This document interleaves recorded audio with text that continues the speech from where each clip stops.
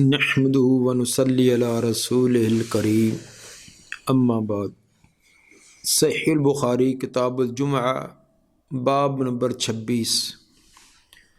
باب الخطبۃ قائمہ، باب ہے کہ جمعے کا خطبہ کھڑے ہو کر دینا۔ جمعے کے احکام و مسائل امام بخاری رحمہ اللہ بیان فرما رہے ہیں۔ اس باب میں خطیب کے لیے کن آداب کو ملحوظ رکھنا چاہیے اس کا تذکرہ کیا کہ خطیب خطبہ کھڑے ہو کر دے۔ قرآن کی آیت وَتَرَكُوكَ قَائِمًا بھی اس بات پر دلالت کرتی ہے کہ نبی صلی اللہ علیہ وآلہ وسلم کا طریقہ بھی کھڑے ہو کر خطبہ دینے کا تھا، اور صحابہ اور تابعین کا اسی پر عمل رہا ہے۔ اس سلسلہ میں کہ کھڑا ہونا یہ مستحب ہے یا واجب ہے، اس کے بارے میں اہل علم کے مختلف نظریات ہیں۔ امام ابو حنیفہ رحمہ اللہ وہ کھڑے ہونے کو سنت قرار دیتے ہیں، انہیں کہ نزدیک یہ واجب نہیں ہے۔ امام مالک رحمہ اللہ سے ایک روایت اس کے واجب ہونے کی ہے، البتہ وہ فرماتے ہیں کہ اگر کوئی کھڑا نہ ہو تو خطبہ اس کا درست ہو جائے گا، لیکن اس نے کوئی اچھا کام نہیں کیا۔ اور باقی دیگر اہل علم کے نزدیک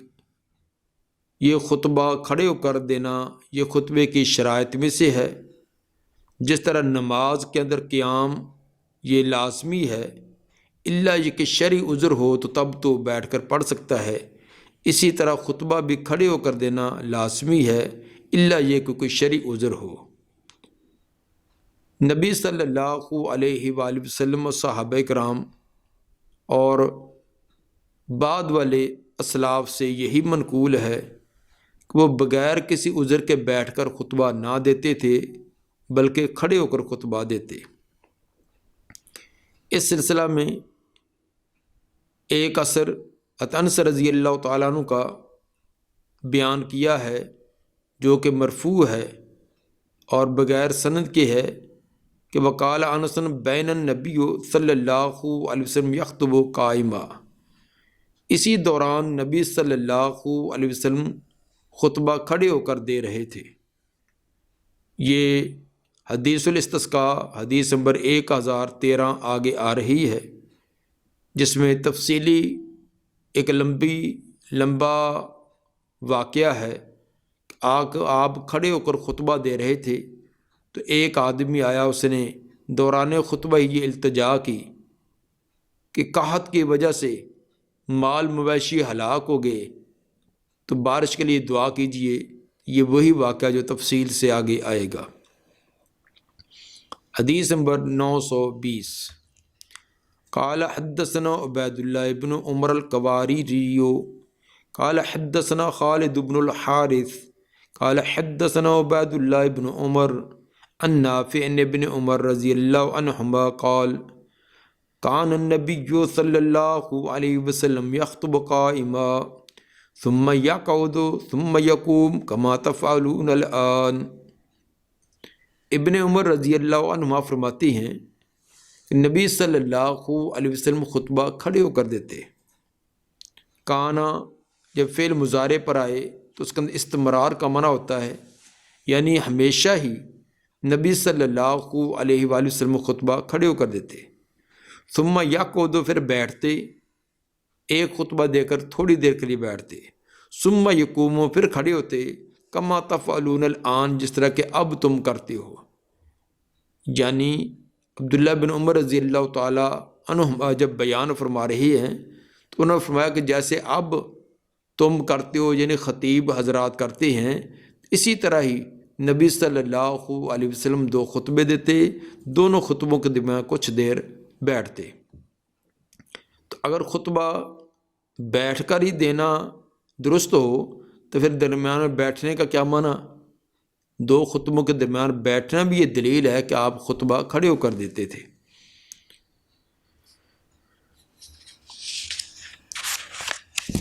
باب نمبر 27 باب استقبال الناس الامام اذا خطب، باب ہے لوگوں کا امام کی طرف متوجہ ہونا جب وہ خطبہ دے۔ امام جب خطبہ دے تو اس وقت امام کی طرف متوجہ ہو کر بیٹھیں، سر نیچے کر کے بیٹھے رہنا اور کچھ نیند کا بھی ساتھ حصہ شامل کر لینا اور کچھ سن بھی لینا، تو یہ طریقہ نہیں ہونا چاہیے، بلکہ امام کی طرف جس طرح امام کی آواز سے علمی باتیں حاصل ہوتی ہیں، اسی طرح امام کی حرکات و سکنات سے بھی علم حاصل ہوتا ہے، تو ان کی طرف متوجہ ہو کر بیٹھنا۔ واستقبل ابن عمر وانس رضی اللہ عنہم الامام، دو اثر بیان کیے، عبداللہ بن عمر اور انس رضی اللہ عنہم یہ امام کی طرف متوجہ ہوتے، جب امام خطبہ دیتا تو یہ امام کی طرف پوری توجہ کر کے بیٹھتے۔ ابن عمر رضی اللہ عنہما کا یہ اثر متصل سند کے ساتھ امام بہقی جلد 3 صفحہ 199 پر انہوں نے لائے ہیں، اور انس رضی اللہ تعالیٰ عنہ کا اثر بھی بہقی کے جلد 3 199 پر ہے، اور انس رضی اللہ تعالیٰ عنہ کا یہ اثر امام ابن منذر بھی جلد 3 صفحہ 74 پر بھی انہوں نے درج کیا ہے۔ تو اس سے یہ ثابت کیا کہ خطبہ متوجہ ہو کر سننا چاہیے، اور توجہ کی بنیادی اس کے اندر شرط یہ ہے کہ خطیب کی طرف توجہ کی جائے، اس کی طرف اس کے حرکات و سکنات کو بھی دیکھا جائے۔ حدیث نمبر 921، قال حدثنا معاذ بن فضالہ قال حدثنا هشام عن يحيى عن هلال بن ابي میمون قال حدثنا عطاء بن يسار انه سمع ابا سعيد الخدري قال ان النبي صلى الله عليه وسلم جلس ذات يوم على المنبر وجلسنا حوله۔ سیدنا ابو سعید خدری رضی اللہ تعالیٰ عنہ فرماتے ہیں کہ نبی صلی اللہ علیہ وسلم ایک دن تشریف فرما ہوئے ممبر پر آپ بیٹھے، جلسنا حولہ،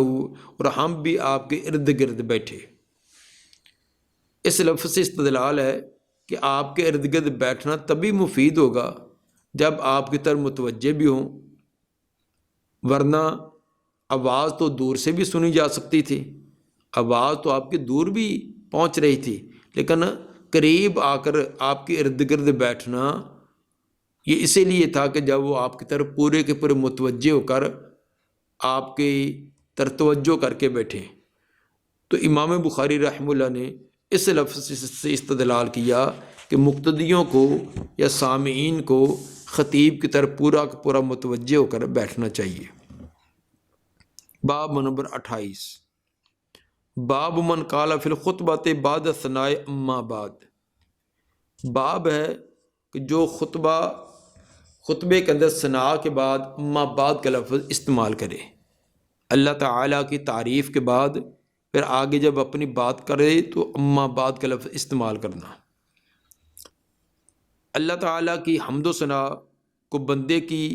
اپنے کلام سے الگ کرنے کے لیے یہ اما بعد کا لفظ استعمال کیا جاتا ہے، اور یہ بہت قدیم سے یہ لفظ آ رہا ہے، اور بڑا جامع قسم کا یہ ایک لفظ ہے۔ تو اما بعد یہ اصل کے اندر ایک طویل کلام کا اختصار ہے، لمبی کلام ہوتی ہے، مہما یکن من شیء بعد الحمد والصلاۃ اما بعد، اگر حمد و صلاۃ کے بعد اللہ تعالیٰ کی تعریف، نبی پر درود کے بعد اگر کوئی بات ہو سکتی تو یہ ہے جو میں آگے بیان کر رہا ہوں، یہ ہوتا ہے اما بعد کا مطلب۔ امام بخاری رحمہ اللہ یہ ثابت کرنا چاہتے ہیں کہ یہ لفظ استعمال کرنا یہ درست ہے، اور یہ اللہ کی تعریف، نبی پر درود کے بعد جب متکلم اپنی کلام کرے تو اس کے درمیان یہ اما بعد کے ساتھ وہ فاصلہ کرے گا۔ رواہ اکرمہ عن ابن عباس عن النبی، اکرمہ ابن عباس رضی اللہ عنہما سے اور وہ نبی صلی اللہ علیہ وسلم سے یہ بیان کرتے ہیں کہ آپ نے اما بعد کا لفظ استعمال کیا۔ تفصیلی روایت آگے حدیث نمبر 927 آ رہی ہے، اسی کی طرف یہ اشارہ کیا گیا ہے۔ حدیث نمبر 922 وقال محمود قال حدثنا ابو اسامہ قال حدثنا هشام بن عروہ قال اخبرتنی فاطمہ بنت المنذر عن اسماء بنت ابی بکر الصدیق قالت دخلت على عائشہ رضی اللہ عنہا والناس یصلون۔ حضرت اسماء بنت ابی بکر صدیق یعنی حضرت عائشہ رضی اللہ تعالیٰ عنہ کی بہن، وہ فرماتی کہ میں گئی سیدہ عائشہ رضی اللہ تعالیٰ عنہ کے پاس، والناس یصلون، اس حال میں کہ لوگ اس وقت نماز ادا کر رہے تھے۔ میں تو اتفاقاً ان کے پاس گئی تو آگے گئی ہیں تو نماز کا وقت نہیں تھا، لیکن لوگ مسجد میں جمع ہوئے نماز ادا کر رہے تھے۔ قلت ما شأن الناس، میں نے کہا لوگوں کو کیا ہو گیا، اب نماز کا وقت نہیں ہے تو یہ لوگ اکٹھے ہوئے ہیں تو یہ کیا بات ہے۔ فاشارت براسها الی السماء، سیدہ عائشہ رضی اللہ تعالیٰ عنہ نے اشارہ کیا اپنے سر کے ساتھ آسمان کی طرف پورے اشارہ کیا کہ اوپر دیکھو۔ جب دیکھا تو سورج کو گرہن ہوا تھا، سورج بے نور ہوا تھا۔ فقلت آیتن، میں نے کہا کہ یہ نشانی ہے۔ آیتن یہ خبر ہے مبتدا محذوف کی، ہے یا آیتن یہ سورج کا اس طرح بے نور ہونا یہ ایک نشانی ہے۔ فاشارت براسها اے نعم، انہوں نے اپنے سر کے ساتھ اشارہ کیا ہاں کا، یعنی ایسے ہاں کا اشارہ کیا کہ واقعی یہ نشانی ہے۔ قالت فاطال رسول اللہ صلی اللہ علیہ وسلم جدا، پس لمبا قیام کیا رسول صلی اللہ علیہ وسلم نے بہت زیادہ، آپ نے یہ نماز کا قیام بہت ہی لمبا کیا۔ کتنا لمبا تھا؟ حتی تجلانی الغشی، یہاں تک کہ مجھ پر غشی طاری ہونے لگی۔ حضرت اسماء رضی اللہ تعالیٰ نے فرماتی ہیں کیونکہ وہ بھی پھر نماز کے اندر شریک ہو گئی تھی، اتنا لمبا قیام کہ فرماتی کہ مجھے تو سر چکرانے لگا ایسے کہ جیسا غشی اور بے ہوشی ہو جائے گی۔ وَإِلَى جَنْبِي قِرْبَةٌ فِيهَا مَاءٌ، میرے پہلو کے اندر ایک مشکیزہ تھا جس کے اندر پانی تھا، پانی کا ایک مشکیزہ میرے پہلو میں پڑا تھا۔ فَفْتَحْتُهَا، میں نے اس کا منہ کھولا، فَجَعَلْتُ أَصُبُّ مِنْهَا عَلَى رَأْسِي، تو میں اس سے پانی اپنے سر پر ڈالنے لگی۔ سر چکرانے لگا گرمی کی شدت کی وجہ سے اور لمبا قیام کرنے کی وجہ سے، تو میں نے مشکیزہ کھولا، اس میں سے پانی اپنے سر پر ڈالنا شروع کیا۔ فانصرف رسول اللہ صلی اللہ علیہ وسلم وقد تجلت الشمس، آپ نے سلام پھیرا، نماز مکمل کی اس حال میں کہ سورج کھل چکا تھا۔ جب آپ نے صلاۃ کسوف مکمل کی تو سورج بالکل صاف ہو چکا تھا۔ فخطب الناس فحمد اللہ بما هو اہلہ، آپ نے خطبہ دیا لوگوں کو اور اللہ کی تعریف کی جس تعریف کا وہ اہل تھا، لائق تھا۔ ثم قال، فرمایا اما بعد، اس کے بعد اما بعد کا لفظ استعمال کیا۔ یہ امام صاحب ثابت کرنا چاہتے تھے کہ خطبے کے اندر اما بعد کا لفظ رہی۔ یہ بات کہ یہ خطبہ تو جمعہ کا تو نہ تھا جس کے اندر آپ نے یہ اما بعد کا لفظ استعمال کیا، یہ تو صلاۃ کسوف آپ نے ادا کی، تو صلاۃ کسوف کے بعد جو بیان کیا تھا اس کے اندر اما بعد کا لفظ استعمال کیا۔ وجہ یہ ہے کہ امام بخاری رحمہ اللہ کو کوئی ایسی روایت ان کی شرطوں والی نہیں ملی جس کے اندر جمعے کا بھی تذکرہ ہو اور جمعے کے خطبے کے اندر اما بعد کا لفظ استعمال ہو۔ ہاں البتہ دیگر مواقع پر آپ نے جو خطبات دیے ہیں ان کا اندر یہ لفظ استعمال کیا ہے، اسی سے امام بخاری نے استدلال کیا کہ اگر جب دیگر خطبوں کے اندر آپ یہ لفظ استعمال کرتے تھے تو یقیناً جمعے کے اندر بھی آپ استعمال کیا کرتے تھے۔ قالت ولاغت نسوۃ من الانصار، سیدہ اسماء بنت ابی بکر فرماتی ہیں شور کرنا شروع کر دیا انصار کی عورتوں نے۔ جب آپ نے سلام پھیرا تو جیسے لمبا قیام کے بعد سلام پھیرتے ہیں تو آپس میں باتیں کہ آج قیام تو بڑا ہو گیا، ایک نے کہا کہ مجھے بھی تھکاوٹ ہوگی، دوسرے نے کہا مجھے بھی چکر آنے لگے، جیسے خصوصاً پہ عورتوں کے تبصرے تو ہوتے ہی ہیں، تو عورتوں کی اس طرح کی باتیں شروع ہو گئی۔ فن کفات الیہن، تو میں ان کی طرف مڑ کر گئی، حضرت اسماء فرماتی میں ان کی طرف گئی لِأُسْكِتَهُنَّ تاکہ ان کو خاموش کرواؤں۔ تو جب میں ان کے کو خاموش کروانے کے اندر مشغول ہوگی، اتنے کے اندر کچھ نبی صلی اللہ علیہ وسلم نے چند باتیں کہہ دی تو میں ان کو نہ سن سکی۔ وقلت لعائشہ، تھا میں نے حضرت عائشہ رضی اللہ تعالیٰ عنہ سے پوچھا ماں قال، آپ نے کیا فرمایا ہے؟ جب میں عورتوں کو خاموش کروا رہی تھی تو اس دوران آپ نے کیا بات کہی؟ قالت قال ما من شیء، اب اندازہ کیجئے کہ علم حاصل کرنے کا ذوق اور شوق، مرد تو مرد رہے، عورتوں کو، صحابیات کو بھی کس قدر ذوق اور شوق ہے کہ چند لمحات کے لیے عورتوں کو خاموش کرانے کے لیے کے دوران نبی کی بات نہیں سن سکی تو فوراً اپنی بہن حضرت عائشہ رضی اللہ تعالیٰ عنہ سے سوال کیا کہ آپ نے اس دوران کیا بات فرمائی تھی؟ یہ ہوتا ہے علم کا ذوق اور شوق، کہ اگر کسی وجہ سے کوئی کلاس میں کوئی ضرورت کے لیے باہر نکلا ہے یا کسی اور طرف متوجہ ہو گیا ہے، کوئی اور طرف ہو گیا ہے، تو فوراً اپنے ساتھی سے جو اس نے کوئی نکتہ لکھا ہے اس سے یا اس سے پوچھ کر کس دوران کیا بات ہوئی تھی تو وہ اپنی وہ کمی کو پورا کیا جا سکتا ہے۔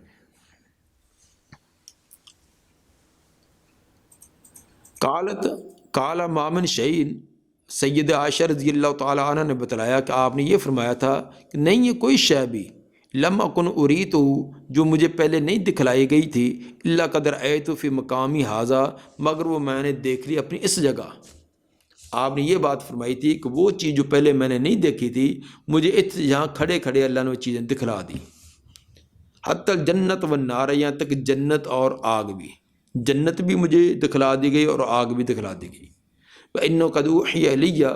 اور میری طرف یہ بات کی وحی کی گئی ہے کہ أَنَّكُمْ تُفْتَنُونَ فِي الْقُبُورِ، کہ تمہاری آزمائش ہوگی قبروں میں، قبروں کا اندر تمہیں آزمایا جائے گا، تمہاری آزمائش اور امتحان ہوگا۔ کیسا؟ مثل کا لفظ کہا تھا اور قریباً کا لفظ کہا تھا، من فتنۃ المسیح الدجال، مسیح دجال کے فتنے کے قریب یا اس جیسا امتحان تمہارا قبروں میں ہوگا۔ قبروں کے اندر سوال جواب جو صحیح کامیاب ہو جائے گا اس کے لیے قبر جائے حد نظر تک کھول دی جائے گی اور جنت کی کیاریوں میں سے ایک کیاری بن جائے گی اور طرح طرح کی سہولتیں اور اس کے اندر اس کے لیے آسائشیاں آ جائیں گی۔ لیکن اگر ناکام ہو گیا، جواب نہ دے سکا، تو وہی قبر کا گڑھا اس کے لیے جہنم کا ایک کھڈا اور ایک گڑھا بن جائے گا جس کے اندر طرح طرح کی اذیتیں۔ اس لیے فرمایا کہ جتنا جیسے مسیح دجال کا ایک بڑا فتنہ ہوگا جس کے اندر کامیابی اور ناکامی والا نتیجہ حاصل ہوگا، اسی طرح قبر کے اندر بھی یہ سخت قسم آزمائش ہوتی ہے، یا اس کے اندر انسان کامیاب ہے یا ناکام ہے۔ یؤتی احدکم فیقال لہ، تم میں سے کسی ایک کو لایا جائے گا، اس کو کہا جائے گا ما علمک بہذا الرجل، تیرا کیا علم تھا، کیا معلومات تھی اس آدمی کے بارے میں۔ فاما المؤمن بہذا الرجل، سمراد جو تمہارے اندر پیغمبر رسول بنا کر بھیجا گیا تھا، تم نے اس کے بارے میں کیا عقیدہ، کیا نظریہ رکھا۔ فاما المؤمن او قال الموقن، مومن یا کہا تھا موقن یقین رکھنے والا۔ شک کا ہشام، یہ ہشام راوی کو، ہشام بن عروہ کو یہ شک ہے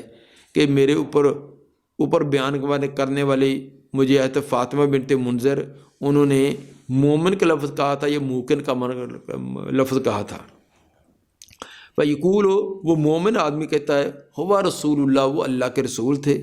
ہوا محمد صلی اللہ علیہ وسلم، وہ حضرت محمد صلی اللہ علیہ وسلم تھے، جاءنا بالبینات والہدی، جو ہمارے پاس واضح نشانی اور ہدایت لے کر آئے تھے۔ فآمنا وعجبنا، ہم ایمان لائے اور ہم نے ان کی بات کو تسلیم کیا۔ واتبعنا، اور ہم نے اس کی پیروی کی۔ وصدقنا، اور ہم نے ان کی تصدیق کی۔ یہاں ایک بات یہ بھی ملحوظ رہے کہ ما علمک بہذا الرجل، بعض لوگ اس وہم میں پڑ جاتی ہیں کہ بہذا سے مراد ہذا اسم اشارہ قریب کا ہوتا ہے، تو اس کا مطلب یہ ہے کہ نبی صلی اللہ علیہ وسلم ہر ایک کی قبر کے اندر آپ حاضر ہوتے ہیں اور پوچھا جاتا ہے کہ یہ آدمی کون ہے۔ حالانکہ آگے جواب دینے والا جو مومن ہے وہ کیا کہتا ہے؟ ہوا رسول اللہ، وہ ہوا کا لفظ استعمال کرتا ہے، اور ہوا کا لفظ جو ہے یہ اسم اشارہ بعید کے لیے، یہ ہوا ضمیر بعید کے لیے. تو ثابت ہوا کہ ہادہ یہاں یہ بعید کے لیے ہی ہے، اسم اشارہ قریب کا بعید کے لیے اور بعید کا قریب کے لیے استعمال ہوتا ہے. جس طرح ذالک الکتاب، ذالک کا یہ اشارہ بعید کا ہے لیکن قریب کے لیے استعمال ہوا ہے. تو یہ آگے مشار علیہ جس کے اشارہ کیا جائے اس کی شان، اس کی مرتبہ اور مقام کو بڑھانے کے لیے قریب کے لیے بعید اور بعید کے لیے قریب کا اشارہ استعمال ہو جاتا ہے. کیونکہ آگے لفظ ہوا رسول اللہ، وہ مومن آگے سے جواب دیتا ہے کہ وہ جو ہمارے طرف پیغمبر بنا کر بھیجے گئے تھے وہ واقعی اللہ کے رسول تھے، اور وہ حضرت محمد صلی اللہ علیہ وسلم تھے جو ہمارے پاس بینات اور ہدایت لے کر آئے. بس ہم ایمان لائے اور ہم نے ان کی اجابت کی، ان کی بات کو قبول کیا اور اتباع کی، اور ہم نے ان کی تصدیق کی. اور اگر آپ کی جسم مبارک وہاں قبر میں لایا جاتا ہے تو ایک لمبی بات، ویسے عقلی طور پر دیکھیں کہ ایک آدمی مومن ہی، اس نے نبی صلی اللہ علیہ وسلم کو دیکھا نہیں، نہ اس نے آپ کا احادیث کے اندر جو حلیہ ہے وہ پڑھا ہے، تو کیسے پہچانے گا کہ یہ آدمی کون ہے؟ جس نے تو آپ کو دیکھا تھا وہ تو پہچانے گا، تو جس نے نہیں دیکھا وہ کیسے پہچانے گا؟ تو پھر ابو جہل نے تو نبی کو دیکھا تھا، عتبہ، شیبہ اور باقی کافروں نے بھی دیکھا تھا. اگر ان کو پوچھا جائے کہ یہ کون ہے تو وہ تو کہہ دیں گے کہ یہ پہچان لیں گے کہ یہ کون ہے. تو ثابت ہوا کہ وہاں نبی کا جسم سمیت آپ کو یہ پیش کرنا نہیں، بلکہ اشارہ ہوتا ہے کہ جو رشد و ہدایت کے لیے اللہ کی طرف سے تمہاری طرح ایک قاصد، ایک پیغمبر اور رسول بھیجا گیا تھا، تم اس کے بارے میں کیا عقیدہ و نظریہ رکھتے ہو؟ کیا اس کو اللہ کا رسول تسلیم کرتے تھے؟ ان کی بیان کردہ ہدایات و تعلیمات پر عمل کیا یا نہیں کیا؟ وَيُقَالُ لَهُ، اس کو کہا جاتا ہے نم صالحاً، آپ سو جائیں بڑے آرام اور سکون کے ساتھ. صالح یعنی کسی قسم کے غم اور پریشانی نہیں، امن و سکون والی نیند سو جائیں. قد كنا نعلم ان كنت لتؤمن به، تحقیق ہم جانتے ہی تھے کہ بے شک آپ ایمان لانے والے ان پر، آپ کی شکل و صورت اور حیات اور کیفیت سے ہمیں اندازہ تھا کہ آپ ایمان لانے والے ہیں اور آپ امتحان میں کامیاب ہوں گے. وَأَمَّا الْمُنَافِقُ، اور رہا منافق، یا کہا تھا مرتاب، تردد و شک کرنے والا. شک کا ہشام، یہ بھی ہشام راوی کو شک ہے کہ منافق کا لفظ بولا تھا یا مرتاب کا. وَيُقَالُ لَهُ، اس کو کہا جاتا ما علمک بہذا الرجل، تیرا اس آدمی کے بارے میں کیا علم ہے، تو اس کے بارے میں کیا جانتا ہے؟ فَيَقُولُ، کہتا لا ادری، میں تو کچھ نہیں جانتا اس کے بارے میں. سمعت الناس یقولون شیئا، میں نے سنا تھا لوگوں کو ایک بات کہتے تھے. کیا کہتے تھے؟ کہ بس اے جہان مٹھا تے اگلا کنے ڈٹھا، کھائیں پئیں یہ کوئی اور دنیا نہیں ہے، تو اپنی من مانیاں کریں، جو لوٹ گسوٹ آتی کریں. تو لوگ کہتے تھے تو میں نے بھی اسی طرح کہنا شروع کر دیا. لا ادری، میں نہیں جانتا. سمیت الناس یقولون شیئا فقلت، میں نے لوگوں کو ایک بات کہتے سنا تو میں نے بھی کہنا شروع کر دی. قال ہشام فلقد قالت لی فاطمۃ فاوعیتہ، ہشام کہتے کہ مجھے فاطمہ بنت منذر نے بیان کیا تو میں نے اس کو یاد کیا. غیر انا ذاکرت ما یغلظ علیہ، علاوہ اس کے جو انہوں نے ذکر کیا تھا جو سختی کی جاتی ہے اس پر، منافقوں پر جو طرح طرح کے سختیاں ہوتی ہیں، انہوں نے کچھ سختیوں کا بھی تذکرہ کیا تھا کہ ان کو فلاں فلاں اذیتیں، فلاں فلاں تکلیفیں دی جاتی ہیں. لیکن وہ جو تکلیفیں اور اذیتیں تھیں وہ مجھے یاد نہیں رہی، انہوں نے کیا بیان کی ہے. باقی یہ تمام کے تمام ان کا بیان کردہ واقعہ تمہیں سنا دیا. حدیث نمبر 923. قال حدثنا محمد بن معمر قال حدثنا ابو عاصم عن جرير بن حازم قال سمعت الحسن يقول حدثنا عمرو بن طغلب ان رسول الله صلى الله عليه وسلم اوتي بمال او صبي فقاسمه. عمر بن تغلب فرماتے ہیں کہ رسول اللہ صلی اللہ علیہ وسلم کو مال آپ کے پاس لایا گیا یا قیدی، مال غنیمت میں سے قیدی تھے یا کوئی مال تھا، فقاسم آپ نے اس کو تقسیم کیا، فآتا رجالن و تارک رجالن، کچھ لوگوں کو آپ نے دیا اور کچھ کو نہ دیا، فبالغوا ان الذین تارکا آتبوا، تو آپ کی یہ بات پہنچی کہ جن کو آپ نے چھوڑ دیا ہے انہوں نے انہوں نے اعتراض کیا ہے، جن کو مال نہیں ملا انہوں نے کوئی اعتراض کیا، یہ بات آپ کو پہنچی، فحمد اللہ، آپ نے اللہ کی تعریف کی، حمد بیان کی، ثم اثنى علیہ، پھر اس کی تعریف کی، ثم قال اما بعد، پھر اس کے بعد اما بعد کا لفظ استعمال کیا ہے۔ امام بخاری رحم اللہ یہ ثابت کرنا چاہتے ہیں کہ آپ نے اما بعد کا لفظ خطبے میں استعمال کیا ہے، اور فرمایا فواللہ انی لاؤت الرجل، اللہ کی قسم میں دیتا ہوں ایک آدمی کو، وآدع الرجل، اور ایک آدمی کو چھوڑ دیتا ہوں، والذی آدع احب علی من الذی اوتی، اور جس کو میں چھوڑتا ہوں وہ مجھے زیادہ محبوب ہوتا ہے اس سے جس کو میں دیتا ہوں۔ یہ نہیں کہ جس کو نہیں دیا وہ مجھے کوئی اس پر کوئی اعتراض ہے، کوئی مجھے پسندیدہ نہیں، یا وہ میری نظروں کے اندر کوئی اس کی اہمیت نہیں، ایسی بات نہیں ہوتی۔ جس کو نہیں دیا ہوتا وہ میرے نزدیک زیادہ محبوب اور پسندیدہ ہوتا ہے۔ ولیکنی اوتی اقوام لما ارا فی قلوبہم من الجزع والحلاء، لیکن میں دیتا ہوں کچھ لوگوں کو کہ جو میں دیکھتا ہوں ان کے دلوں کا جزع اور حلا، بے صبری اور عدم برداشت، میں دیکھتا ہوں کچھ لوگ ان کے اندر بے صبری اور عدم برداشت ہوتی ہے، اس لیے ان کو تو میں دے دیتا ہوں، لیکن کچھ دیکھتا ہوں کہ بڑے حوصلے والے، صبر و تحمل کرنے والے، اگر ان کو مال نہ بھی ملے تو ان کا یہ مال نہ مطلوب و مقصود ہوتا ہی نہیں، تو وہ صبر برداشت کریں گے۔ وَآكِلُ أَقْوَامٌ إِلَى مَا جَعَلَ اللَّهُ فِي قُلُوبِهِم مِّنَ الْغِنَىٰ وَالْخَيْرِ، اور چھوڑ دیتا ہوں کچھ لوگوں کو اس وجہ سے جو اللہ نے رکھا ہوتا ہے ان کے دلوں کے اندر غنا اور خیر، ان کے دلوں کے اندر بڑی غنا اور خیر ہوتی ہے۔ فیہم عمر بن تغلب، اور ان کے اندر انہی لوگوں میں جن کے دلوں کے اندر بڑی غنا اور خیر ہے ان کے اندر عمر بن تغلب بھی ہیں۔ تو عمر بن تغلب فرماتے واللہ ما احب ان لی بکلمت رسول اللہ صلی اللہ علیہ وسلم حمر النعم، اللہ کی قسم میں پسند نہیں کرتا کہ مجھے اس کلمے جو نبی نے میرے بارے میں یہ تعریفی کلمہ کہا، اس کے عوض مجھے سرخ رنگ کے اونٹوں کی جوڑیاں بھی دی جاتی، اونٹوں کی جماعت بھی دے دی جاتی، تو مجھے یہ کلمہ زیادہ محبوب جو آپ نے میرے بارے میں فرمایا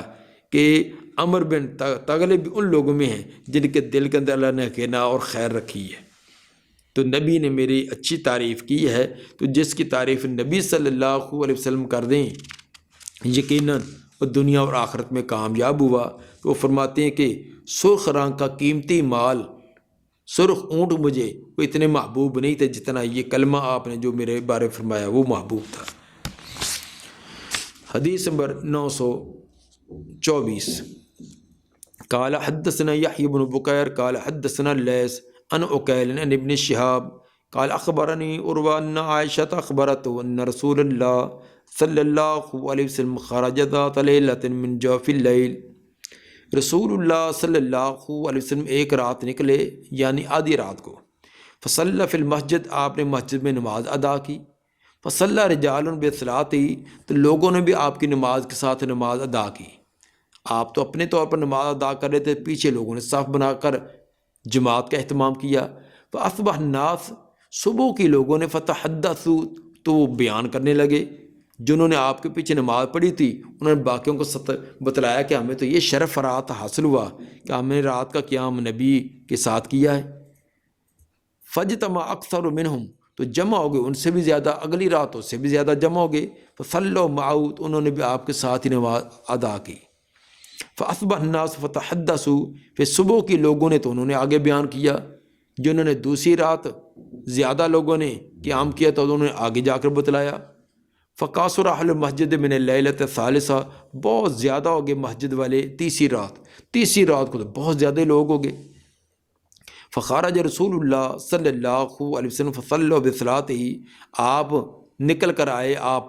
تو لوگوں نے آپ کی نماز کے ساتھ نماز ادا کی، فلما کانت اللیلۃ الرابعہ، جب چوتھی رات ہوئی، عاجز المسجد عن اہلہ، تو مسجد اپنے اہل سے عاجز آ گئی، اتنی مسجد بھر گئی کہ مسجد کے اندر کوئی جگہ ہی نہ ملے، رش ہی رش ہو گیا، تمام لوگ ذوق اور شوق سے اکٹھے ہو گئے۔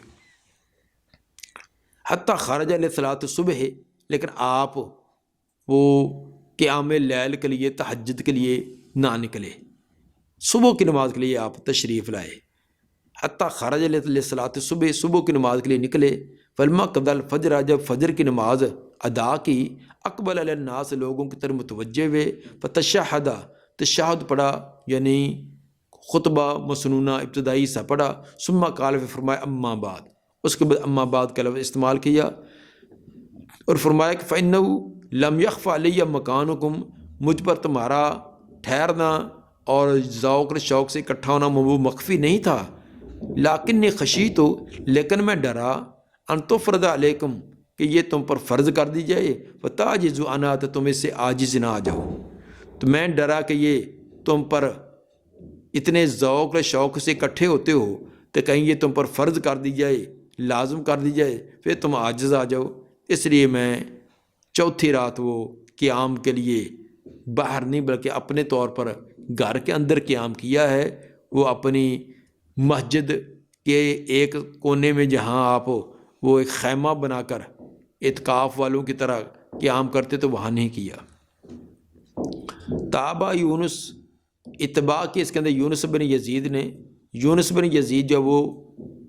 وہ بھی ان کی جو متصل سند ہے وہ امام مسلم بیان کرتے ہیں۔ حدیث نمبر 925، قال حدثنا ابو الیمان قال اخبرنا شعیب عن زہری قال اخبرني عروہ عن ابی حمید الساعدی انه اخبرہ ان رسول اللہ صلی اللہ علیہ وسلم قام عشیۃ بعد الصلاۃ، آپ عشی کے وقت یعنی پچھلے پیر عصر، ظہر کے بعد یا عصر کے بعد نماز کے بعد کھڑے ہوئے، فتشہد، تشہد پڑھا، واثنى علی اللہ بما هو اہلہ، اور اللہ جس تعریف کا اہل تھا اس کی تعریف کی، ثم قال اما بعد، پھر اما بعد کا لفظ استعمال کیا۔ تابعہ ہمارے ضمیر جائے گی زہری کی طرف، اتباع کی امام زہری کی ابو معاویہ نے اور ابو اسامہ نے ہشام سے بیان کرنے میں، جیسے پچھلی روایت کے اندر امام زہری جو ہے عروہ سے بیان کرتے ہیں اور عروہ آگے ابو حمید ساعدی سے بیان کرتے ہیں، اسی طرح ابو معاویہ اور ابو اسامہ نے یہ ہشام سے، ہشام اپنے باپ عروہ سے، یعنی ہشام کا واسطہ اس کے اندر زائد ہے، اور وہ بھی آگے اسی طرح ابو حمید سے، اور وہ نبی صلی اللہ علیہ وسلم سے اما بعد کا لفظ بیان کرتے ہیں۔ وتابع العدنی، اور اتباع کی ان کی عدنی نے سفیان سے بیان کرنے کے اندر اس میں بھی اما بعد کا لفظ استعمال ہے۔ تو ان تین سندوں کے ساتھ یہ مختلف روایات کو بیان کیا جس کے اندر اما بعد کا لفظ استعمال کیا گیا۔ حدیث نمبر 926، قال حدثنا ابو الیمان قال خبرنا شعیب بن زہری قال حدثني علی بن الحسین عن المسور بن مخرمہ قال قام رسول اللہ صلی اللہ علیہ وسلم فسمعته حین تشہد، کھڑے ہوئے رسول اللہ صلی اللہ علیہ وسلم تو میں نے سنا جب آپ نے تشہد پڑھا، یقول اما بعد، پھر آپ نے اما بعد کا لفظ استعمال کیا۔ تابع زبیدی نے زہری، اتباع کی ان کی یعنی شعیب کی اتباع کی زبیدی نے بھی امام زہری سے بیان کرنے میں۔ حدیث نمبر 927، قال حدثنا اسماعیل بن ابان قال حدثنا ابن الغسیل قال حدثنا اکرمہ عن ابن عباس رضی اللہ عنہما قال صعد النبی صلی اللہ علیہ وسلم علی المنبر، نبی صلی اللہ علیہ وسلم ممبر پر تشریف فرما ہوئے، مکان آخر مجلس جلسہ، یہ آپ کا آخر بیٹھنا تھا جو آپ بیٹھے، یعنی ممبر پر یہ آپ کی زندگی کا آخری تھا، اس کے بعد آپ ممبر پر تشریف فرما نہیں ہوئے۔ متعطفاً ملحفتاً علی منکبہ، آپ لپیٹے ہوئے تھے ایک چادر اپنے پہلوؤں پر، اپنے کندھوں کے اوپر ایک چادر ڈالے ہوئے تھے۔ قد اصاب راسہ باصابۃ داسمۃ، اور باندھا ہوا تھا آپ نے اپنا سر مبارک ایک پٹی کے ساتھ جو کہ چکنی تھی، تیل والی، جس کو تیل وغیرہ یا گھی وغیرہ لگا تھا، چکنی پٹی تھی وہ سر پر باندھی ہوئی تھی، کیونکہ سر میں شدید درد تھی تو سر باندھا تھا۔ فحمد اللہ واثنى علیہ، اللہ کی تعریف کی اور اس کی ثنا کی، ثم قال ایھا الناس الیہ، پھر آپ نے فرمایا کہ لوگوں قریب آ جاؤ، کیونکہ کمزوری کی وجہ سے، بیماری کی وجہ سے آواز اونچی نہیں ہو رہی تھی، تو آپ نے اشارہ کیا قریب ہو جاؤ۔ فصابوا علیہ، تو لوگ فصابوا علیہ ثم، لوگ وہاں تمام کے تمام جلدی سے اکٹھے ہو گئے، تمام کے تمام آپ کی طرح اکٹھے ہو گئے۔ قال، آپ نے فرمایا اما بعد، ثم قال، پھر آپ نے فرمایا اما بعد، فصابوا علیہ، تو لوگ آپ کی طرف جمع ہو گئے، ثم قال، پھر آپ نے فرمایا، یہ سما نہیں بلکہ سما لفظ ہے، پھر آپ نے فرمایا اما بعد، اس کے بعد یعنی حمد و ثنا کے بعد، تو گویا کہ آپ نے اما بعد کا لفظ استعمال کیا۔ فإن هذا الحج من الانصار، بے شک یہ انصار کی جماعت ہے، یقلون، یہ ایسا ایسا کم ہوتے جائیں گے، ویکثر الناس، اور دیگر لوگ زیادہ ہوتے جائیں گے۔ تو صاف ظاہر کہ انصار تو وہی تھے جو مدینہ کے رہنے والے تھے، اور جنہوں نے نبی صلی اللہ علیہ وسلم اور مہاجرین کو اپنے جگہ دی اور ان کے رہنے سہنے کے لیے ٹھکانے دیے۔ تو لوگ جو ہجرتیں کر کے مکہ سے بھی آ رہے ہیں، باقی اطراف سے بھی آ رہے ہیں، اور بھی لوگ نئے نئے مسلمان ہو رہے ہیں اور مدینہ کے اندر بسیرا کر رہے ہیں، تو دوسرے لوگوں کی تعداد زیادہ ہوتی جائے گی اور انصار ان کی بنسبت کم ہوتے جائیں گے۔ فمن والیہ شیئن من امت محمد صلی اللہ علیہ وسلم، جو نگران اور ذمہ دار بنے محمد صلی اللہ علیہ وسلم کی امت کا، فاستطاع ان یضر فی احدا او ینفع فی احدا، پس اس کی استطاعت اور طاقت میں ہو کہ کسی ایک کو نقصان پہنچا سکتا ہے یا کسی کو نفع دے سکتا ہے، کسی کو ایسا اختیار ملے کہ جو کسی کو نفع یا کسی کو نقصان دے سکتا ہے، اتنا وہ اختیارات اس کو دیے مل جائیں، فلیقبل من محسنہم، تو ان کے محسنوں کو قبول کرے، انصار کے جو اچھے کام کرنے والے ہیں ان کی اچھائیوں کو قبول کرے، اور یہ تجاوز ان مسیحہم، اگر ان سے کوئی کمی بیشی ہو جائے تو ان سے درگزر کرے، کیونکہ انہوں نے